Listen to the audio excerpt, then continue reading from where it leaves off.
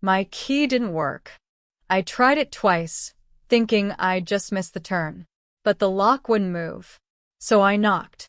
And when the door opened, my sister was standing there, barefoot, Calm. like she lived there. I looked past her, and everything felt wrong. My furniture was moved.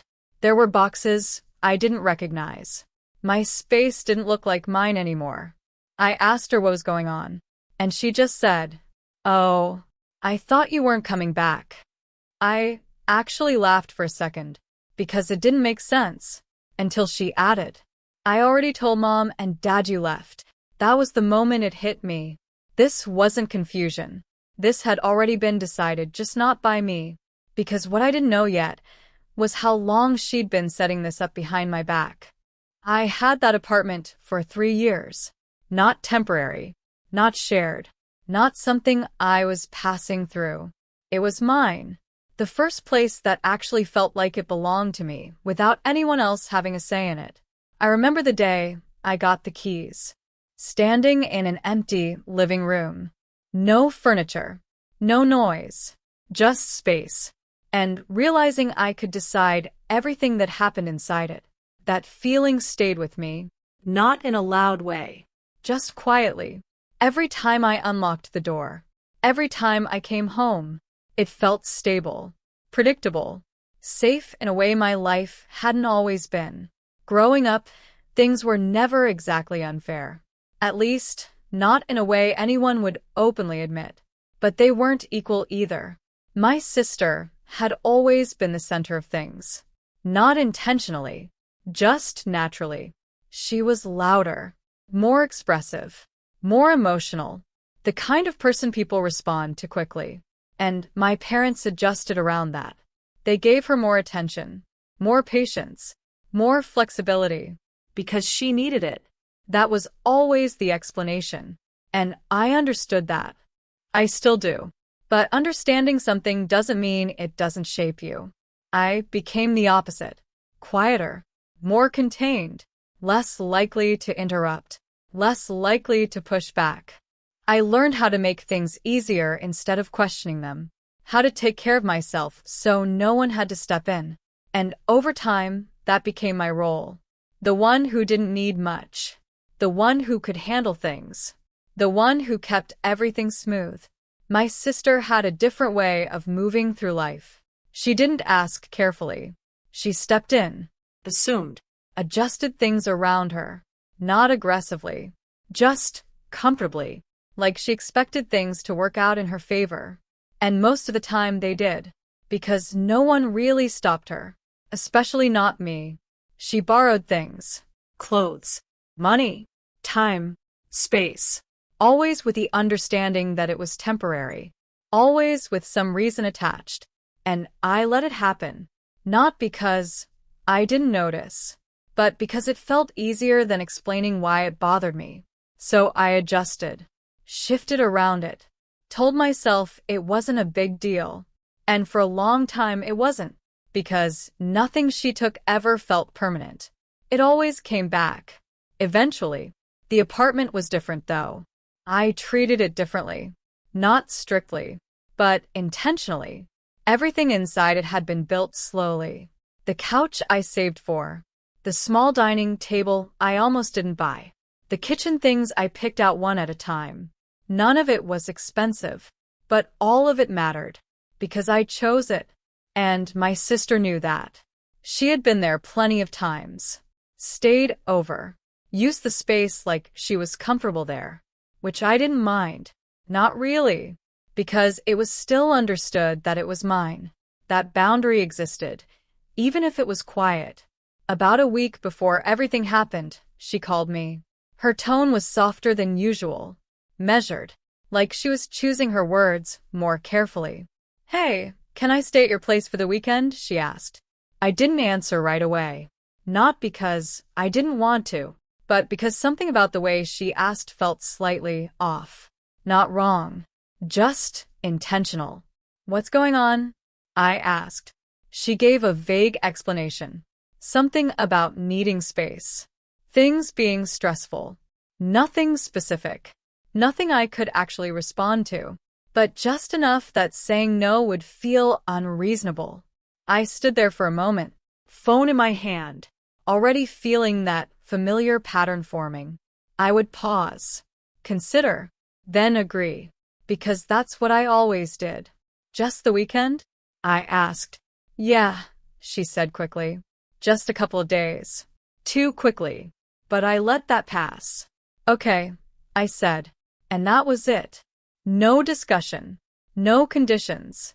Just agreement. I gave her the spare key later that day. Showed her where everything was. Not because she didn't already know, but because it felt like the right thing to do. I even cleaned up a little before I left. Straightened things. Made space for her. Small things I didn't need to do, but did anyway, because that's how I moved through things. I remember her standing near the door when I was leaving, watching me gather my things. Keys in hand. Bag over my shoulder. She smiled. Easy. Relaxed. And then she said, "Don't worry. I'll take care of everything." It sounded normal, like something you say out of politeness. So I smiled back. Didn't question it.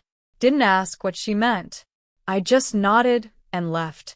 And for the entire drive out of the city, I didn't think about it once. Not the tone. Not the pause. Not the way she said it. Because nothing about it felt like something that needed attention. It felt like every other time before. Temporary. Simple. Already understood. But if I had stopped for even a second longer, I might have realized she wasn't talking about the weekend at all. The first night felt normal. Completely normal. I got to my friend's place. We ordered food. Talked about work. Watched something neither of us were really paying attention to. My phone stayed quiet, which wasn't unusual.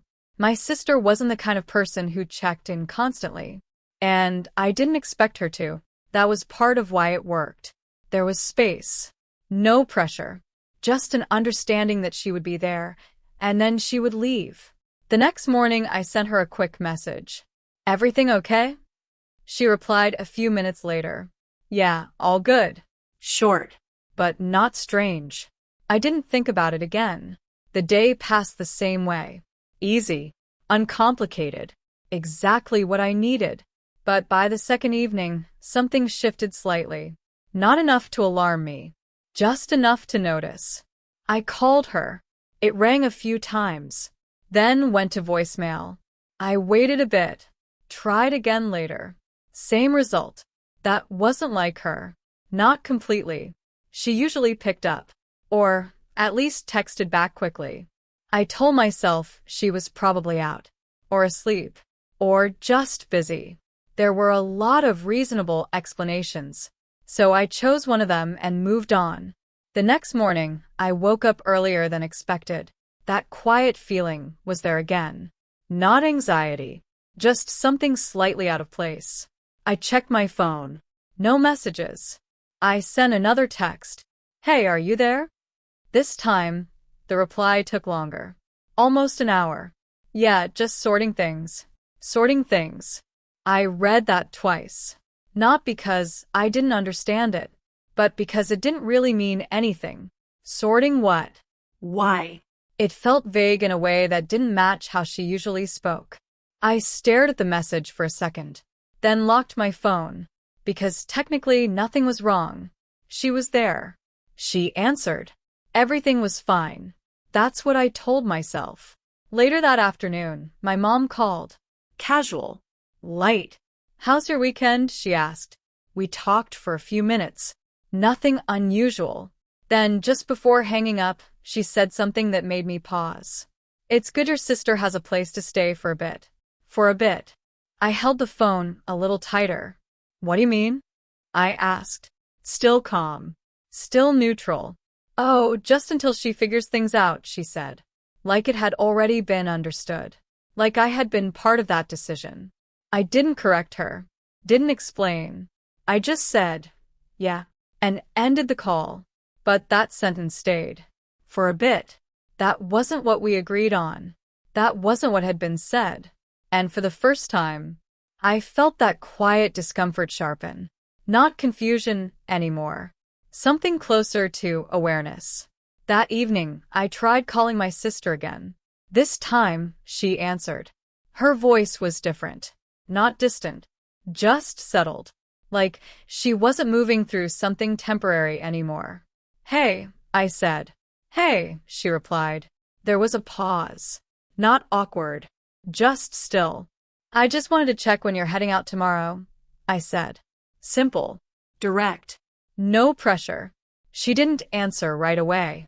Then, I might stay a little longer, she said. Casually. Like she was adjusting plans that belonged to her. I felt something tighten slightly in my chest. How long? I asked. Just a few days, she said. Nothing major. Nothing major.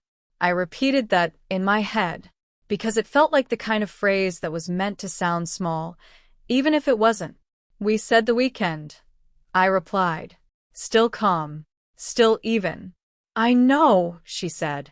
But it just makes sense right now. Makes sense. That phrase again. The same one she had always used.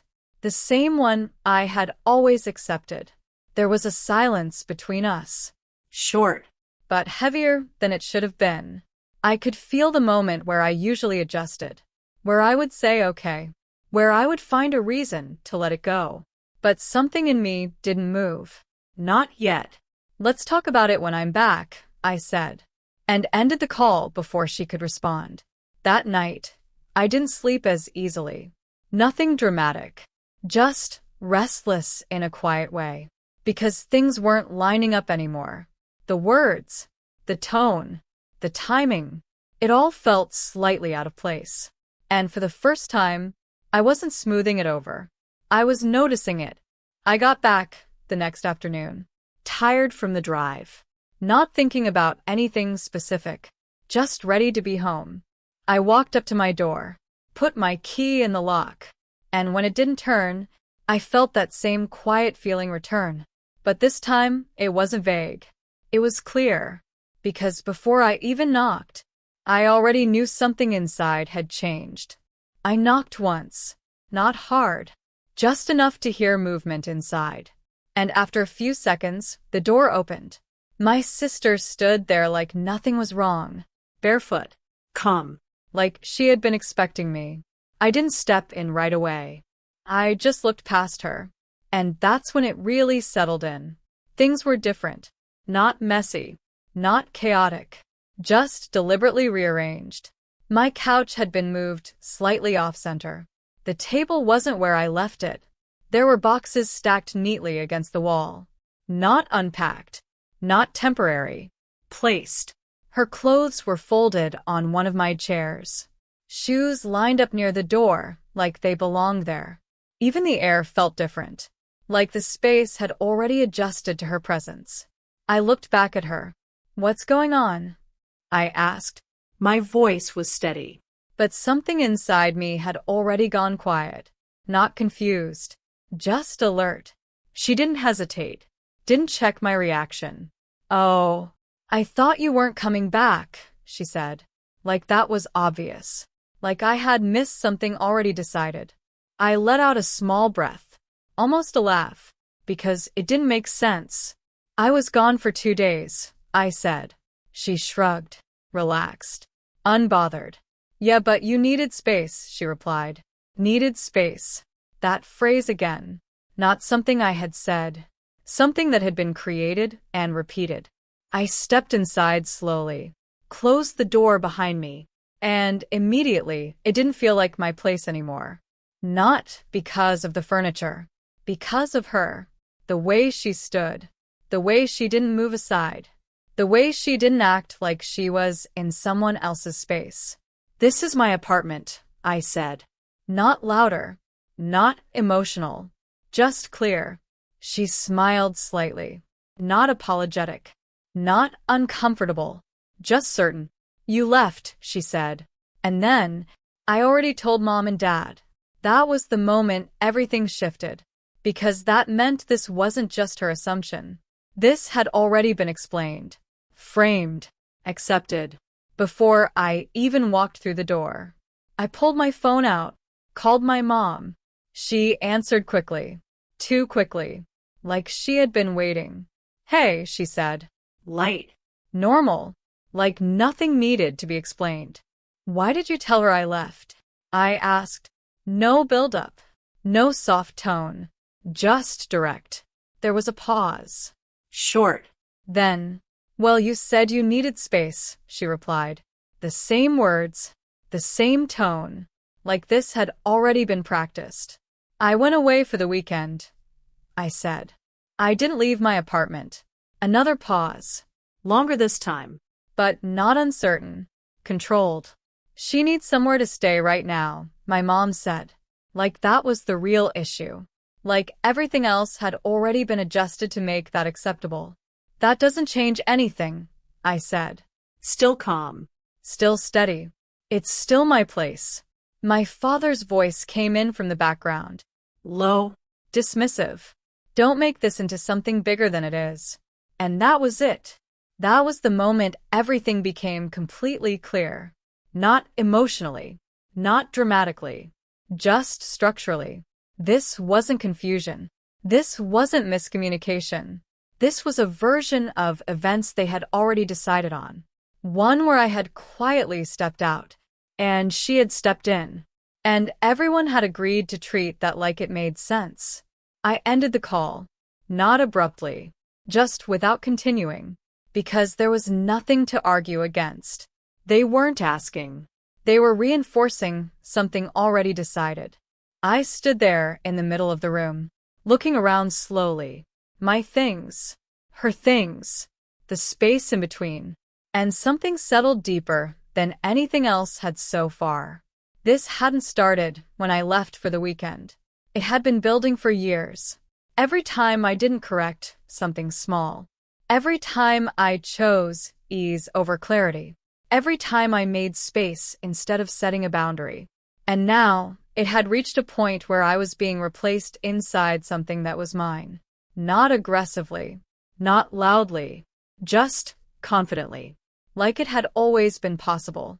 I sat down slowly, hands resting in my lap, breathing steady, not overwhelmed, not angry, just fully aware, because for the first time, I wasn't trying to understand their version.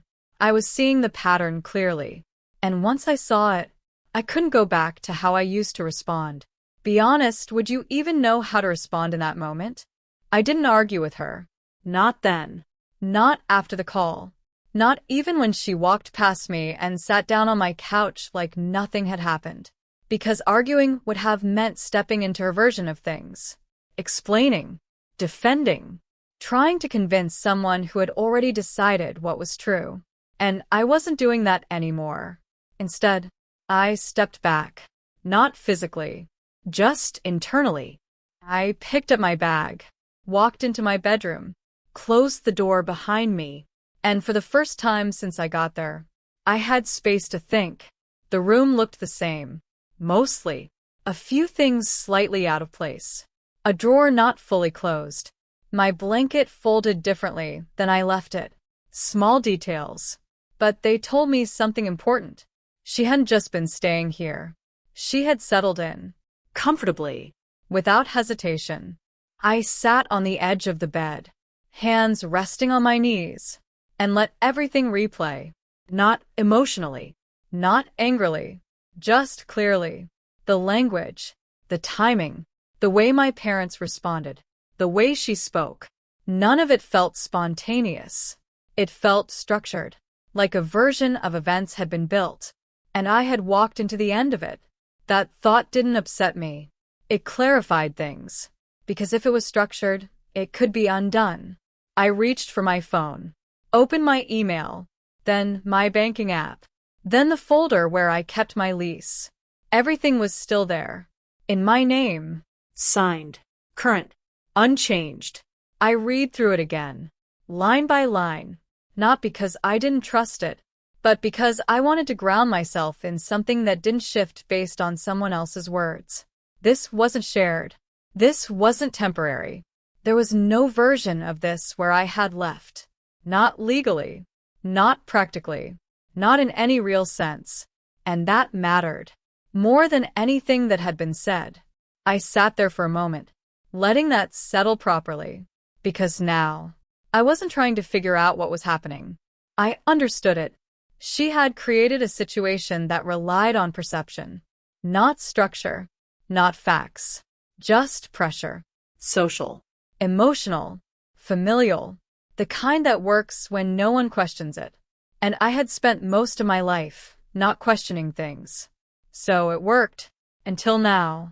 I stood up slowly, walked back into the living room. She glanced at me, not concerned, not cautious, just relaxed, like she expected everything to settle the way it always had. I didn't say anything, didn't confront her. I just picked up my keys, walked to the door, and left. That's when she noticed. "Where are you going?" she asked. Light. Curious, not worried. "I'll be back," I said, and that was it. No explanation, no discussion, just movement. The hallway felt quieter than usual. Or maybe I was just hearing things differently now. I stepped outside, closed the door behind me, and stood there for a second, breathing, not trying to calm down, just present. Because this wasn't about reacting anymore. It was about deciding. I walked to my car, Got in. closed the door, and for a moment, I just sat there. hands on the steering wheel, thinking through everything. Not what they said, not how it felt, just what was real, what was mine, what could actually be acted on. And the answer was simple.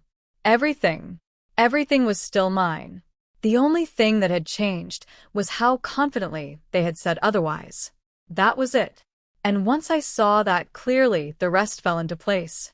I didn't need to argue. I didn't need to explain. I didn't need to convince anyone. I just needed to act in a way that didn't rely on their agreement. I pulled out my phone, scrolled for a moment, then found the number I was looking for, the building management office. I had never needed them for anything serious before. Just small things. Maintenance, Keys. access. But this was different. I pressed call, waited, listened to it ring, and as it did, I realized something quietly. This wasn't about taking something back. It was about stopping something from being taken in the first place. Because once things are made official, they stop being negotiable.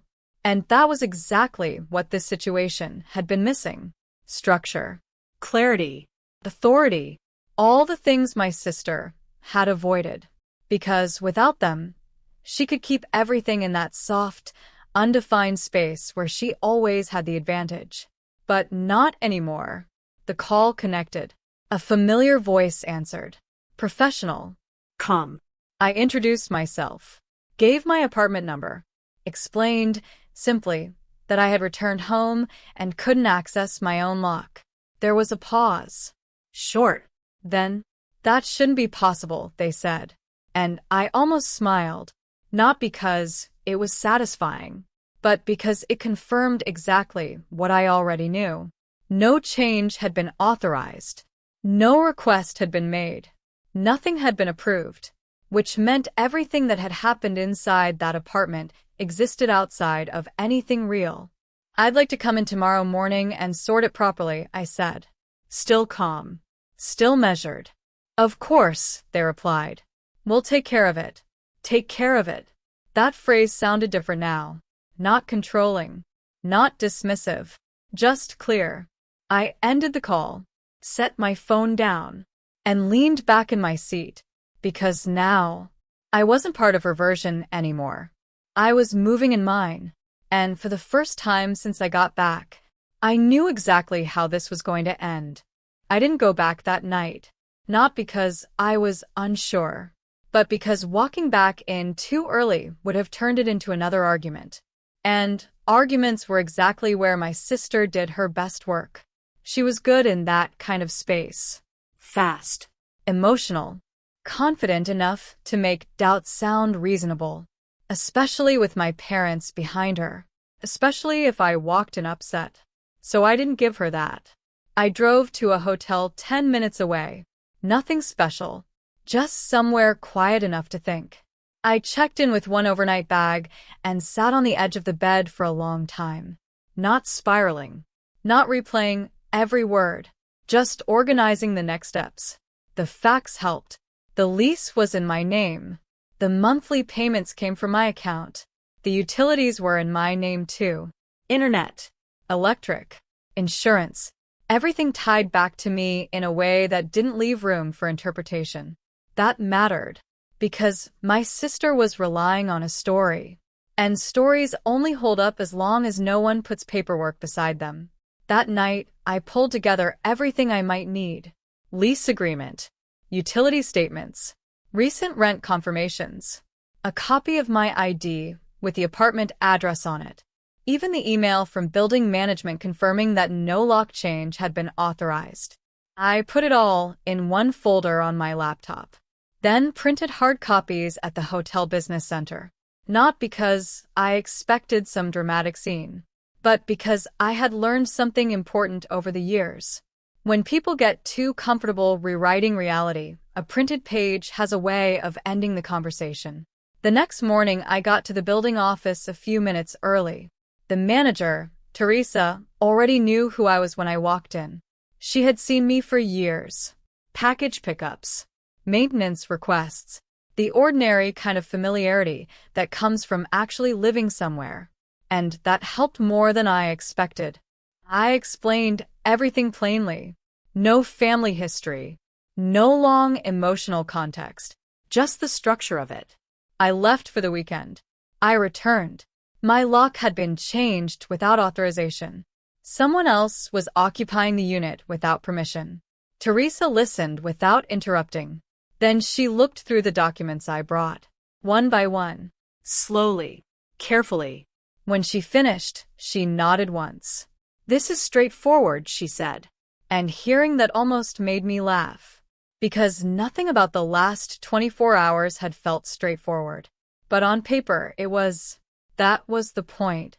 My sister had created confusion, not legitimacy. Teresa told me maintenance and an approved locksmith could meet us at the unit that afternoon. Officially. Documented. Properly. She also said something else that stayed with me. If she refuses to leave, we'll handle it through the building process. We'll handle it. Again, that phrase. But this time it meant structure, not pressure. I thanked her, walked back to my car, and for the first time since this started, I felt calm in a way that actually meant something. Not numb, not detached, just settled. Because now there was a process. Not my parents' version. Not my sister's version. A real one. My mother called an hour later. I knew why before I answered. She never called in the middle of the workday unless something had shifted. "Your sister said you left again," she said. No hello. No softness. Straight into it. I leaned back in my seat and looked out through the windshield. "I got a hotel for the night," I said. "I'm meeting with building management this afternoon." The silence on her end told me enough. Then came the change in tone. Sharp enough to notice. Still controlled, but thinner now. "You're making this into a public issue," she said. Public. Like that was the problem. Not the locks. Not the lie. Not me being shut out of my own apartment. Just the fact that someone outside the family now knew. "No," I said quietly. "She did that when she changed my locks." There was a pause after that. Not long. Just long enough to feel the sentence land. My mother exhaled. "She's under a lot of stress right now."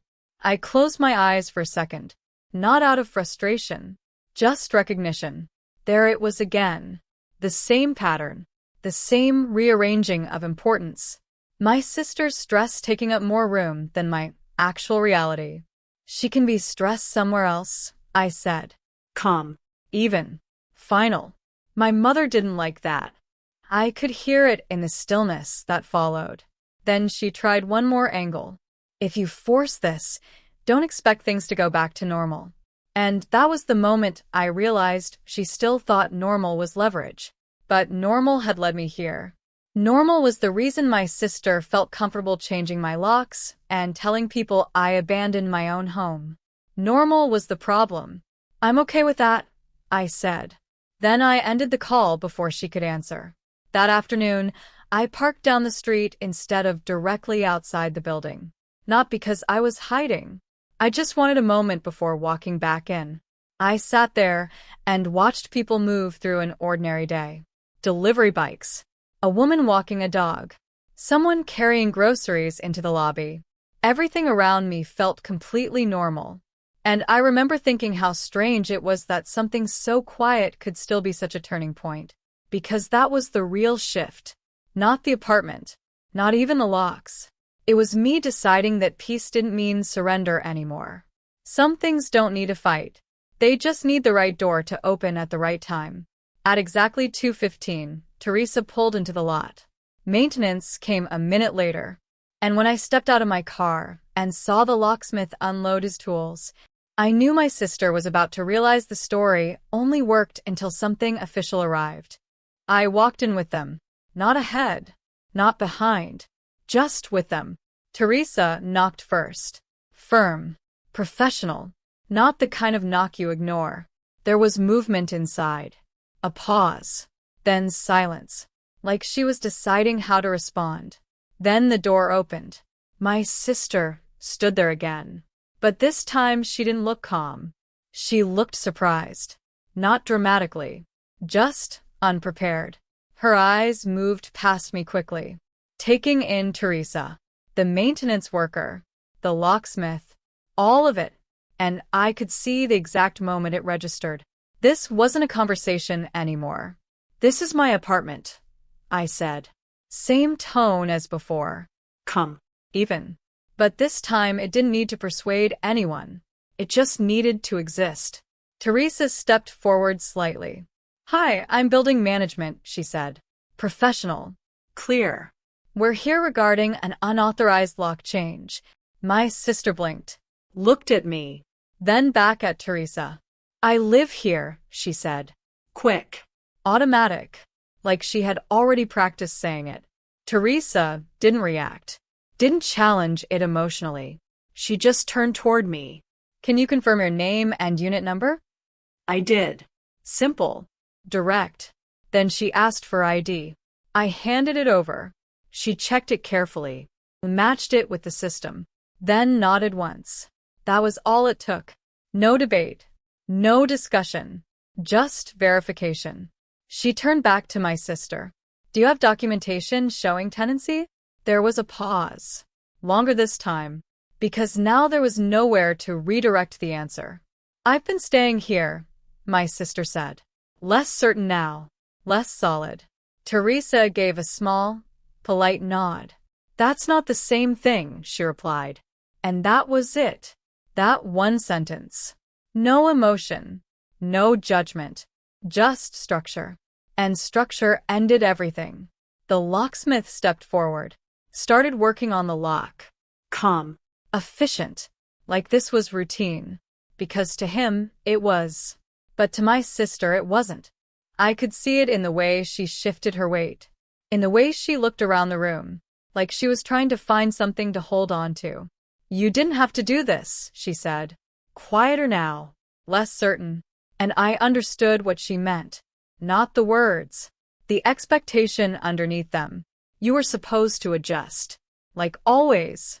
I did, I said. And this time, there was no space left around that answer. The lock clicked. Clean. Final. The sound echoed more than it should have. Or maybe I just heard it differently. Teresa stepped inside. Then me. Then the others.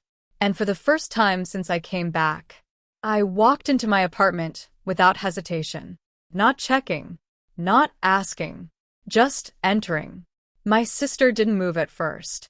Then slowly she stepped aside. Not pushed. Not forced. Just replaced by reality. Everything that followed was quiet. Structured. Clear. Teresa explained what needed to happen. She would gather her belongings. She would not remain in the unit. If needed, further steps could be taken. But it didn't come to that. Because once something becomes official, the argument disappears. My sister moved slowly, folding things, packing, not rushing, Not arguing. just aware. And that awareness said everything. My parents arrived halfway through. My mother walked in first, took in the room, the people, the process, then looked at me, not angry, not soft, just recalculating. My father stood behind her, Quiet. but present in a way he hadn't been before. This didn't need to happen like this, my mother said. Soft. Controlled, still trying to reshape the moment. It did, I said. And I didn't explain it, because explanation was what had always made things flexible. And this wasn't flexible anymore. The documents were already verified. The lock was already changed. The process was already moving. There was nothing left to reinterpret. My sister packed the last of her things in silence. 2 bags, a box, a few loose items she didn't know where to put. And for a moment, I watched her, not with anger, not with satisfaction, just recognition. Because this wasn't sudden. This was the natural end of something I had allowed for too long. She walked past me without saying anything. My mother followed her out. My father paused for a second, looked at me, like he wanted to say something, then didn't, and left. The door closed behind them, and the apartment went quiet again. Not empty, not heavy, just still. I stood there for a moment, didn't move, didn't fix anything, just stood in it. Because for the first time it felt fully mine again. Not because it had changed, but because I had. I walked through each room slowly, not checking for damage, not looking for what was out of place, just noticing. The way the light came in, the way everything felt settled again. And I realized something simple. This was never about the apartment. Not really. It was about how easily I had made space for other people without deciding where the boundary actually was, and how normal that had felt, until it wasn't. Now, when I think about it, I don't remember the lock, or the argument, or even the moment she opened the door. I remember the moment I stopped explaining myself. If something in your life feels like it's slowly being taken over, pay attention before it becomes something you have to take back. And if stories like this feel familiar to you, you can subscribe for more. There's another one waiting for you right here.